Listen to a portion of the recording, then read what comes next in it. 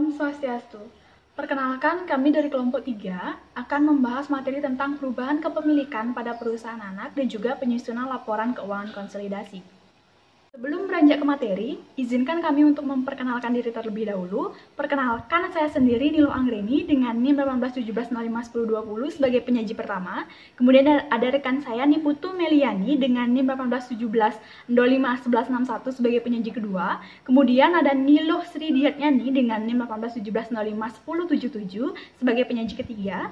Kemudian Niputu Yunika Sasmita dengan NIM 1817051104 sebagai penyaji keempat. Dan terakhir, Nikade Indah Maharusadi dengan NIM 1817051040 sebagai penyaji kelima. Baik, di sini kami memiliki 5 sub pokok pembahasan. Yang pertama tentang pengertian dan juga pengaruh adanya hak milik perusahaan. Kemudian yang kedua adalah pembahasan tentang kepentingan kepemilikan dari transaksi saham perusahaan anak. Yang selanjutnya adalah dividen saham dan juga pemecahan saham oleh perusahaan anak. Kemudian ada perlakuan akuntansi untuk pembelian dan juga penjualan saham perusahaan anak yang dimiliki oleh induk. Dan yang terakhir adalah contoh penyusunan laporan keuangan konsolidasi. Untuk materi yang pertama itu tentang pengertian dan juga pengaruh adanya hak milik perusahaan. Jadi seperti yang kita ketahui bersama bahwa penggabungan usaha adalah suatu aktivitas yang dilakukan oleh beberapa entitas untuk menyatukan entitas-entitas tertentu yang sebelumnya terpisah menjadi satu kesatuan untuk meningkatkan profitabilitas perusahaan. Nah, kemudian hubungan dari perusahaan induk dan juga anak itu lebih mudah tercapai dengan adanya pemilikan saham daripada konsolidasi ataupun merger. Dengan adanya pemilikan saham ini akan muncul yaitu namanya hak kontrol atas perusahaan lainnya secara bertahap yang akan nantinya akan mengakibatkan kepemilikan perusahaan anak akan berubah-ubah, dan juga hal inilah yang akan menimbulkan permasalahan khususnya pada neraca konsolidasi perusahaan. Perubahan lainnya yang nantinya akan mempengaruhi penyusunan neraca konsolidasi itu ada 5. Yang pertama adalah pembelian saham perusahaan anak yang dilakukan lebih dari satu kali, namun hak kontrolnya dimiliki sejak tahap pertama pembelian saham. Kemudian yang kedua adalah pembelian saham perusahaan anak yang dilakukan lebih dari satu kali, namun hak kontrolnya akan diperoleh setelah beberapa kali pembelian saham. Kemudian yang ketiga adalah pembelian dan juga penjualan kembali sebagian besar saham yang dimiliki perusahaan anak yang dimiliki oleh perusahaan induk. Yang keempat adalah emisi saham dan atau penarikan kembali saham perusahaan anak yang dipengaruhi oleh hak-hak pemilikan saham perusahaan induk. Dan yang terakhir adalah transaksi saham yang ditarik dari peredaran atau treasury stock pada perusahaan anak. Materi selanjutnya akan dijelaskan oleh rekan saya. Materi selanjutnya yaitu perubahan kepentingan kepemilikan dari transaksi saham perusahaan anak. Kepemilikan saham perusahaan induk atas saham perusahaan anak seiring waktu akan mengalami perubahan. Hal tersebut terjadi karena perusahaan anak menjual saham tambahan atau dengan pembelian saham miliknya. Aktivitas tersebut dapat terjadi tergantung dari harga ketika saham tambahan dijual atau ketika saham treasury dibeli, dan apakah perusahaan induk terlibat langsung dalam transaksi yang dilakukan oleh perusahaan anak. Yang pertama yaitu penjualan saham tambahan oleh perusahaan anak, di mana jika penjualan saham tambahan langsung kepada perusahaan induk, maka persentase kepemilikan dari perusahaan induk akan mengalami peningkatan, dan secara otomatis persentase kepemilikan dari perusahaan atau pemegang saham minoritas akan mengalami penurunan. Sedangkan apabila penjualan saham tambahan langsung kepada pemegang saham minoritas, maka persentase kepemilikan dari pemegang saham minoritas akan mengalami peningkatan. Sedangkan persentase kepemilikan dari perusahaan induk akan mengalami penurunan. Yang kedua yaitu transaksi saham treasury oleh perusahaan anak, di mana jika perusahaan anak mengakuisisi saham treasury oleh pemegang saham minoritas sama dengan nilai bukunya, maka tidak terjadi perubahan meskipun persentase kepemilikan meningkat. Dan apabila perusahaan anak mengakuisisi saham treasury dari pemegang saham minoritas dengan harga di atas nilai buku atau di bawah nilai buku, maka akan terjadi peningkatan atau penurunan perusahaan induk atas nilai buku perusahaan anak dan akan meningkatkan persentase kepemilikan dari perusahaan induk. Dividen saham dan pemecahan saham oleh anak perusahaan. Dividen saham dan pemecahan saham oleh anak perusahaan yang sebagian besar dimiliki tidaklah umum, kecuali hak minoritas tersebut diperdagangkan secara aktif di pasar sekuritas. Hal ini dikarenakan manajemen induk perusahaan mengendalikan tindakan tersebut dan biasanya tidak ada manfaat yang diperoleh oleh entitas dari peningkatan jumlah saham yang beredar melalui pemecahan saham atau dividen saham. Pemecahan saham oleh anak perusahaan meningkatkan jumlah saham yang beredar, tetapi hal ini tidak mempengaruhi baik aktiva bersih anak perusahaan maupun akun ekuitas. Persentase kepemilikan induk perusahaan dan hak minoritas juga tidak dipengaruhi oleh pemecahan saham anak perusahaan, dan karena itu akuntansi dan prosedur konsolidasi induk perusahaan tidak dipengaruhi. Observasi yang sama juga diterapkan pada dividen saham oleh anak perusahaan kecil, bahwa akun ekuitas anak perusahaan berubah karena dividen saham tersebut.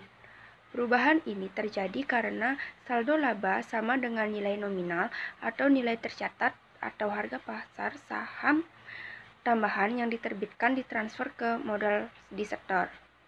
Meskipun kapitalisasi dari saldo laba tidak mempengaruhi akuntansi induk perusahaan untuk anak perusahaannya, tetapi hal itu mengubah jumlah modal saham, tambahan modal di sektor, dan saldo laba yang dieliminasi dalam proses konsolidasi. Sekian materi yang dapat saya sampaikan, selanjutnya akan disampaikan oleh rekan saya. Di sini saya akan mempresentasikan tentang perlakuan akuntansi untuk pembelian dan penjualan kembali sebagian saham perusahaan anak yang dimiliki oleh perusahaan induk. Tujuan kepemilikan saham-saham pada perusahaan anak itu tidak untuk diperjualbelikan, tapi dalam keadaan tertentu, perusahaan induk bisa menjual kembali sebagian besar saham perusahaan anak yang telah dimilikinya. Jika hal ini terjadi, akan mengurangi kepemilikan pada perusahaan anak dan nilai investasinya. Pengaruh berkurangnya hak kepemilikan dapat segera ditentukan dengan mudah, karena berhubungan dengan jumlah lembar saham-sahamnya, sehingga tidak menimbulkan banyak masalah dalam penyusunan neraca konsolidasi setelah terjadinya penjualan saham. Berbeda dengan nilai investasinya, khususnya apabila saham-saham perusahaan anak itu diperoleh melalui beberapa tahap pembelian dan dengan harga perolehan yang berbeda-beda. Keadaan yang ideal adalah jika didapatkan identitas saham yang bersangkutan sehingga diketahui persis saat dan dengan harga perolehan saham yang kemudian dijual. Namun hal itu sulit dilakukan. Oleh karena itu, untuk mengatasinya, diabaikan aliran fisik surat berharga itu dan digunakan dasar anggapan mengenai aliran biayanya. Dalam hubungannya dengan aliran biaya ini dalam akuntansi dikenal dengan adanya harga pokok masuk pertama keluar pertama, harga pokok rata-rata, dan harga pokok masuk terakhir keluar pertama. Dalam hubungannya dengan penentuan harga pokok saham yang dijual, harus diperhatikan metode pencatatan akuntansi yang digunakan, apakah menggunakan metode harga perolehan atau metode equity. Jika menggunakan metode harga perolehan, perlakuan akuntansinya adalah kas pada investasi saham dan laba penjualan atau bisa juga dengan rugi penjualan. Lalu jika menggunakan metode equity, perlakuan akuntansinya adalah kas di debit, rugi atau laba penjualan di debit, dan investasi sahamnya di kredit. Terima kasih. Baik, di sini saya akan menjelaskan mengenai contoh kasus penyusunan laporan keuangan konsolidasi. Yang pertama itu akuisisi bagian per bagian. Misalnya, Pocha Corporation memperoleh 90% kepemilikan dalam Sak Corporation melalui serangkaian pembelian saham yang terpisah antara 1 Juli 2006 dan 1 Oktober 2008. Data menyangkut akuisisi dan kepemilikan yang diperoleh itu adalah sebagai berikut dalam ribuan. Bisa dilihat pada slide di samping. Kemudian, aktiva bersih Sak Corporation ditetapkan pada nilai wajarnya dan kelebihan biaya investasi atas nilai buku yang diperoleh dalam setiap kasus akan menimbulkan goodwill. Karenanya, goodwill awal untuk masing-masing dari ketiga akuisisi itu dihitung sebagai berikut dalam ribuan. Yang pertama, pada tahun 2006, biaya investasinya itu 30.000. Kemudian nilai buku dan nilai wajarnya itu 25.000 diperoleh dari ekuitas pada akuisisi 125.000 dikali dengan kepemilikan yang diperoleh sehingga mendapatkan hasil 25.000. Kemudian goodwillnya itu 5.000. Pada tahun 2007, biaya investasinya itu 70.000, nilai buku dan nilai wajarnya itu 65.000. Kemudian goodwillnya itu 10.000. Pada tahun 2008, biaya investasinya 81.000. Nilai buku dan nilai wajarnya itu 66.000. Kemudian goodwillnya 15.000. Kemudian Poca memperoleh kepemilikan tersebut dalam setiap periode akuntansi, sehingga laporan laba rugi konsolidasi menunjukkan laba prakuisisi pada tahun 2007 dan 2008. Goodwill belum diamortisasi. Pada 31 Desember 2008, saldo akan akun investasi Poca dalam SAK adalah 237.000 yang terdiri dari total biaya besar 180.000 ditambah laba sebesar 52.000. Bagian Poca atas laba bersih SAK selama periode 2006 hingga periode 2008. Untuk tujuan perhitungan keuntungan atau kerugian atas penjualan selanjutnya, Poca harus mencatat setiap investasi tersebut. Skedul berikut merupakan contoh dari catatan semacam itu, yaitu bisa dilihat pada slide di samping. Kemudian, laba dari SAK didebet 27.000, investasi dalam SAK dikredit 27.000.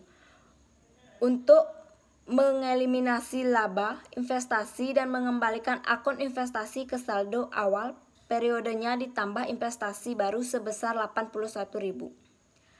Kemudian laba prakuisisi didebet 90.000, dikredit laba ditahan 90.000, kemudian modal saham SAK dikredit 100.000, kemudian goodwillnya didebet 30.000. Investasi dalam SAK didebet 210.000, dikredit 19.000. Untuk mengeliminasi saldo investasi dalam SAK dan ekuitas, SAK serta memasukkan laba prakuisisi, goodwill, dan hak minoritas awal periode. Kemudian beban hak minoritas menjadi 4.000. Baik, sekian yang dapat saya sampaikan.